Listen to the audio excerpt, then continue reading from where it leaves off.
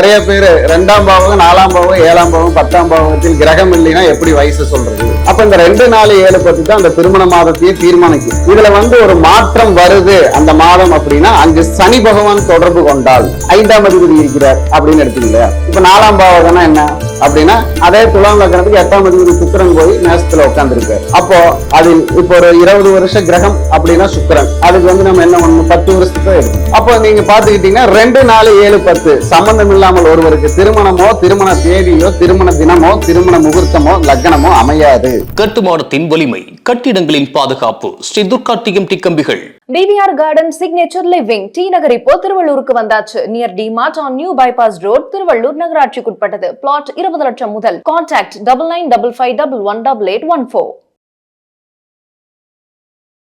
வணக்கம், வாழ்க வளமுடன், வாழ்க வையகம். பக்தி கதை சேனல் நேயர்கள் அனைவருக்கும் என் வணக்கத்தையும் நன்றியும் வாழ்த்துக்களையும் தெரிவித்துக் கொண்டு, எனது பெயர் குருமணிகண்டன், பாலக்காடு, கேரளா. நான் பாத்தீங்கன்னா ஒரு 20 வருஷமா இந்த ஜோதிட துறையில இருக்கேன். என்னுடைய 15 வருஷ ஆராய்ச்சியில திருமணம் எப்படி நடக்கும், திருமணம் எப்படி துல்லியமாக திருமண வயதை சொல்ல முடியும் ஒரு ஜாதகத்தில் அப்படிங்கிறது நான் இப்போ அதுல மும்முரமா நிறைய ரிசர்ச் பண்ணி நிறைய ஆராய்ச்சி பண்ணி அதை சரிவர சொல்லி செயல்படுத்தி வெற்றி பெற்றுட்டு வரேன். அப்போ இப்ப நாம பார்க்கக்கூடியது என்னன்னா, நான் முதல் ஒரு பதிவுல பாத்தீங்கன்னா 2ஆம் பாவகம் 4ஆம் பாவகம் 7ஆம் பாவகம் 10ஆம் பாவகம் இந்த இடத்தில் இருக்கக்கூடிய கிரகங்களை வைத்து வயதை சொல்லுதல் அப்படின்னு ஒரு பதிவு போட்டிருந்தேன். ஆனா அதுல நிறைய பேர் 2ஆம் பாவகம் 4ஆம் பாவகம் 7ஆம் பாவகம் 10ஆம் பாவகத்தில் கிரகம் இல்லைன்னா எப்படி வயசு சொல்றது அப்படின்னு கேட்கிறாங்க. அப்போ இந்த 2ஆம் பாவகம் 4ஆம் பாவகம் 7ஆம் பாவகம் 10ஆம் பாவகம் எந்த வீட்டில் போய் இந்த கிரகங்கள் இருக்கிறதோ அந்த வீட்டில் எந்த கிரகத்துடைய தொடர்பு பெறுகிறதோ அந்த வயதை சொல்லலாம். இப்ப பொதுவா பாத்தீங்கன்னா 2ஆம் பாவாதிபதி போய் 5ஆம் வீட்டில் இருக்கிறார், அது சுக்கிரனுடைய வீடுன்னு வச்சுக்கீங்களேன். அந்த வீட்டுல அந்த 5ஆம் வீட்டுல செவ்வாய் சேர்ந்து இருக்கிறார். அப்போ அந்த செவ்வாய்க்கும் சுக்கிரனுக்கும் எத்தனை வயது? சுக்கிரனுக்கு 20 வயது, செவ்வாய்க்கு 7 வயது, 27 வயதுல திருமணம் ஆகும் அப்படின்னு சொல்லி அந்த கிரகங்களுடைய அமைப்புல என்னென்ன கிரகங்கள் இந்த செவ்வாய் சுக்கிரனை பார்க்கிறதோ அதை மாதங்களாக கணக்கு போட்டு இந்த வயசு இந்த மாசத்துல திருமணம் நடக்கும் நம்மளால சொல்ல முடியும். ஏன்னா எல்லா ஜாதகர்களுக்கும் 2, 4, 7, 10 அந்த பாவங்களுடைய தொடர்பு இல்லாம திருமணம் நடக்காது. இப்ப பாத்தீங்கன்னா ஒருத்தர் கன்னி லக்னத்துல பிறந்திருக்காருன்னு வச்சுக்கீங்களா, அப்ப அதுல 2ஆம் லக்னம் துலாம், அப்ப துலாம் ராசிங்கிறது ஐப்பசி மாதம் வரும். அதுக்கு 4ஆம் லக்னம் குரு, அப்போ குருவுடைய மார்கழி மாசம் இல்லைன்னா பங்குனி மாசம். அதுக்கு அடுத்தது 7ஆம் இடம் உங்களுக்கு குருவுடையதுதான் துலாம் லக்னத்துக்கு, கன்னி லக்னத்துக்கு. அதே மாதிரி உங்களுக்கு 10ஆம் இடம் நமக்கு ஆனி மாதம். அப்படி இந்த மாதங்களுடைய தொடர்பு இல்லாமல் அவருக்கு திருமணம் வராது. அப்ப இந்த 2, 4, 7, 10 தான் அந்த திருமண மாதத்தையே தீர்மானிக்கும். இதுல ஒரு மாற்றம் வருது அந்த மாதம் அப்படின்னா அங்கு சனி பகவான் தொடர்பு கொண்டால்,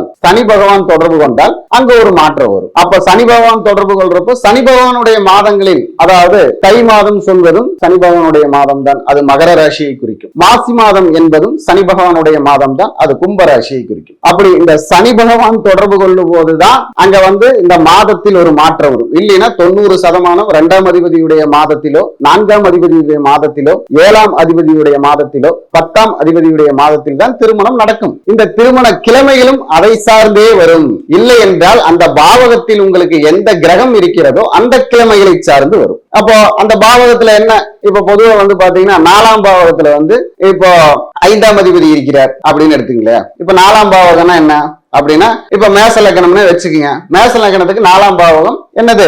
சந்திரனுடைய வீடு, கடகராசி. அப்போ இந்த கடகராசியில நமக்கு 5ஆம் அதிபதி சூரியன் போய் உட்கார்ந்து இருக்கிறார் அப்படின்னா அங்கே ஆவணி மாதம் திருமணம் வருகிறது. அப்போ இந்த 5ஆம் அதிபதி அங்க போய் உட்கார்ந்து இருக்கிறப்ப அந்த 4ஆம் இடத்தை இயக்குகிறார் அப்படின்னு அர்த்தம். அதே போல இப்போ ஒரு 7ஆம் இடம் 8ஆம் அதிபதி உட்கார்ந்து இருக்கார். அப்போ நீங்க ஒரு துலாம் லக்னம்னு எடுத்துக்கீங்க. துலா லக்னத்துக்கு 7ஆம் இடம் என்ன? மேசம். அப்ப மேசங்கிறது அதே துலாம் லக்னத்துக்கு 8ஆம் அதிபதி சுக்கிரன் போய் மேசத்துல உட்கார்ந்து இருக்கார். அப்போ இந்த சுக்கிரன் மேசத்தில் உட்கார்ந்து இருக்கும் பொழுது என்ன பண்றாருன்னா அங்க வைகாசி மாதத்தையோ மீண்டும் ஐப்பசி மாதத்தையோ அங்க தொடர்பு பெற வைக்கிறார். அப்போ அந்த பாவத்தில் போய் இருக்கும் பொழுது அந்த பாவக குணத்துக்கு செயல்படுகிறார்கள் அப்படிங்கிறது தான் நாம இப்ப யாரு வீட்லயே இருந்தாலும் சரி, அவங்க ஜாதகத்தை எடுத்து வச்சீங்கன்னா உங்க கல்யாண தேதி எழுதி பார்த்து உங்க கல்யாண மாதம், தேதி, கிழமை, லக்னம் அதையெல்லாம் போட்டீங்கன்னா இந்த 2ஆம் அதிபதி, 4ஆம் அதிபதி, 7ஆம் அதிபதி, 10ஆம் அதிபதி தொடர்பு பெறாமல், அந்த வீட்டில் இருக்கக்கூடிய கிரகங்கள் தொடர்பு பெறாமல் உங்களுக்கு அந்த திருமணமோ சுபகாரியங்களோ நடக்காது. ஒரு சுபகாரியம் நடக்கணும்னா இந்த பாவங்கள் இயங்கினா மட்டும்தான் நடக்கும், இல்லைன்னா இந்த பாவங்களுடைய தினங்கள்ல தான் நடக்கும். இதுக்குதான் முடிவு பண்ணுவாங்க ஒரு ஜாதகத்துக்கு. அப்போ அதை நாம துல்லியமா எடுத்து அது எந்தெந்த விஷயத்துல செயல்படுது, அதுல சூட்சுமம் என்ன, பிராணம் என்ன, வாயு என்ன, இதெல்லாமே நம்ம பார்த்தோம் அப்படின்னா துல்லியமா முகூர்த்தம், தேதி, கிழமை, தாலிகட்டு நேரம் எல்லாத்தையும் எழுதி எடுத்துடலாம். அப்படி எடுத்து உங்களுக்கு சொல்ல முடியும். அப்போ இந்த 2ஆம் பாவம், 4ஆம் பாவம், 7ஆம் பாவம், 10ஆம் பாவத்தில் கிரகம் இல்லை என்றால் அந்த கிரகம் எந்த கிரகத்தோடு இணைகிறதோ அது 5ஆம் வீடாக இருந்தாலும் சரி, 8ஆம் வீடாக இருந்தாலும் சரி, அந்த வயதை சேர்த்து சொன்னோம்னா கரெக்டா வரும். அதே மாதிரி இந்த வயதை எடுக்கிறப்ப பாத்தீங்கன்னா வக்ரகிரகங்கள் சம்பந்தப்பட்டால், வக்ரகிரகம் என்றால் துண்டாடுதல், இரண்டாக பிரிதல் என்று அர்த்தம். அப்ப இந்த வக்ரகிரகத்துக்கு சம்பந்தப்படக்கூடிய அமைப்புல இந்த 2, 4, 7, 10 வரும்போது அதில் இப்போ ஒரு 20 வருஷ கிரகம் அப்படின்னா சுக்கிரன், அதுக்கு வந்து நம்ம என்ன பண்ணணும், 10 வருஷத்தை எடுக்கணும், 10 வருஷத்தை விட்டுறணும். நீச்ச கிரகங்கள் இருக்கும்போது அந்த வயசை சேர்த்த கூடாது. நீச்ச கிரகங்கள் இருக்கும்போது வயதை சேர்த்தினால் அந்த வயது செயல்படாது, ஏன்னா அதுவே நீச்சமாகி போயிடுச்சு. அப்ப அந்த வயது செயல்படாது அப்படின்னு சொல்லலாம். அப்ப இந்த திருமண வயதில் இருக்கும்போது இவ்வளவு ஒரு விஷயங்கள் எல்லாம் இருக்கிறது. அப்ப நீங்க பாத்துக்கிட்டீங்கன்னா 2, 4, 7, 10 சம்பந்தம் இல்லாமல் ஒருவருக்கு திருமணமோ, திருமண தேதியோ, திருமண தினமோ, திருமண முகூர்த்தமோ, லக்னமோ அமையாது அப்படின்னு சொல்லி ஒவ்வொரு ஜாதகத்திலும் சரியான முறையில மீண்டும் திருமண தேதியையும் திருமண முகூர்த்தமும் அமைக்க முடியும், செயல்படுத்த முடியும் சொல்லி இந்த வாய்ப்பு தந்ததற்கு பக்தி கபே சேனலுக்கு நன்றியை சொல்லி, நேயர்களுக்கும் நன்றியை சொல்லி, வணக்கம். வாழ்க வளமுடன், வாழ்க வளமுடன். இந்த வீடியோ உங்களுக்கு பிடிச்சிருந்தா லைக் பண்ணுங்க, ஷேர் பண்ணுங்க, கமெண்ட் பண்ணுங்க. மறக்காம பெல் பட்டனை கிளிக் பண்ணிட்டு பக்தி கஃபே தமிழ் சேனலை சப்ஸ்கிரைப் பண்ணிடுங்க.